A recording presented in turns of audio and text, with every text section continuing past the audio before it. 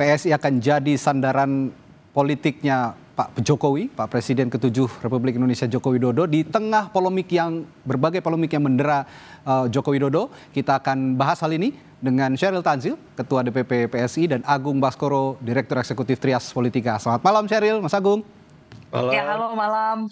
Oke, saya ke yang punya hajat dulu nih, besok punya hajat gede-gedean nih kayaknya nih PSI nih besok nih. Udah sejauh mana persiapan Kongres besok, Sheryl? Siapa aja tokoh yang akan hadir kira-kira selain Pak Jokowi? Sudah ada dua ketum partai sudah ada yang confirm hadir ya. Oke.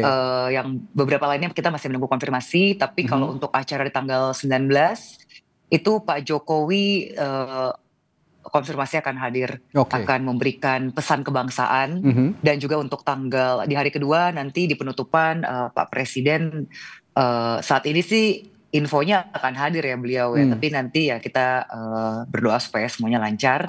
Mas Gibran juga saat ini posisi sedang di Boyolali ya, kami harapannya Mas Gibran juga Mas Wapres bisa mampir gitu ya. Oke. Nah, saya sudah singgung tadi, dengan banyaknya polemik yang menerpa Pak Jokowi akhir-akhir ini, dan Pak Jokowi besok akan menyampaikan pidato politiknya ya di depan Kongres PSI. Kira-kira apa yang bisa ditawarkan oleh PSI untuk membackup Pak Jokowi yang sedang diserang akhir-akhir ini?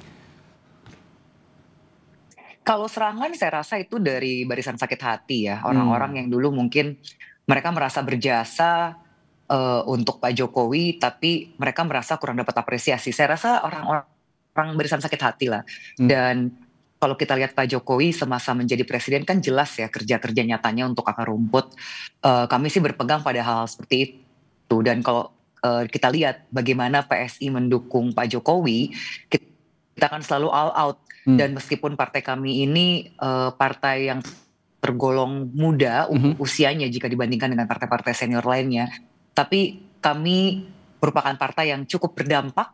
Alek-alek kami di berbagai daerah selalu tindak lanjut dan tidak malas untuk turun ke grassroots. Kita selalu berusaha menyerap aspirasi dengan semua kekuatan kita ya. Jadi ini merupakan hubungan yang istilahnya bagaimana ya, serupa begitu. Karena Pak Jokowi itu kan pada saat beliau memimpin mulai dari Solo, DKI, lalu ke nasional, begitu banyak kerja nyata, dan Pak Jokowi ini kan tipenya belusukan ya. Terus terang ya beliau ini menjadi idola bagi kami di partai muda ini. Jadi kami juga ketika sudah berhasil duduk di legislatif, itu yang kami lakukan. Kami berusaha supaya bisa seperti panutan kami, yaitu Pak Jokowi. Kita selalu ke grassroots, selalu tindak lanjut gitu. Saya harus apresiasi karena PSI sepertinya di saat-saat seperti ini yang masih benar-benar dekat dengan Pak Jokowi. Saya melihat partai-partai lain justru agak menjauh. Saya melihatnya seperti itu, dan itu juga sudah dianalisis oleh beberapa analis politik. Mas Agung juga punya pandangan seperti itu? Ya, saya kira siapapun tidak akan mendekati ketika sudah tidak berkuasa, Mas Radi ya.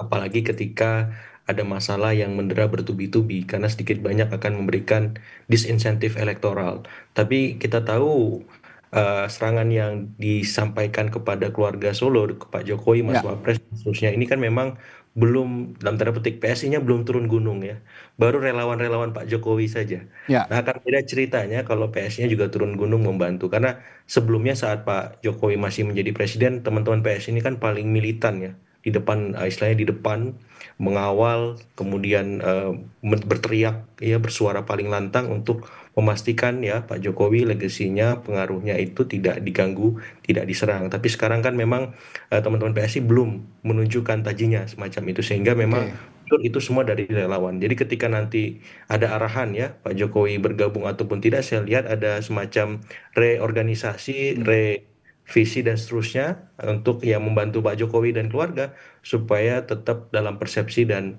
citra positif di mata publik seperti itu. Tapi pertanyaan saya selanjutnya, Mas Agung, apakah PSI cukup untuk dijadikan sandaran oleh Pak Jokowi? Mengingat saat ini Pak Jokowi juga belum berpartai, belum bergabung dengan partai manapun. Betul. Jadi ada dua pandangan, Mas Radi. Pertama, pandangan kemarin kan Pak Jokowi dari PDIP, kemudian beliau sekarang sudah dipecat, butuh ke partai yang sama besarnya seperti PDIP.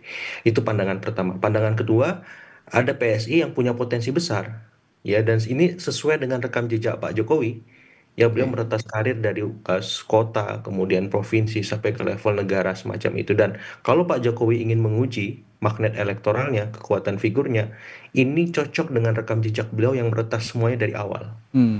Ini Oke. cocok ya. Tinggal Pak Jokowi mau milih yang mana. Mau dari Oke. awal Pak Sheryl ya, atau mau yang sudah Nah, jadi.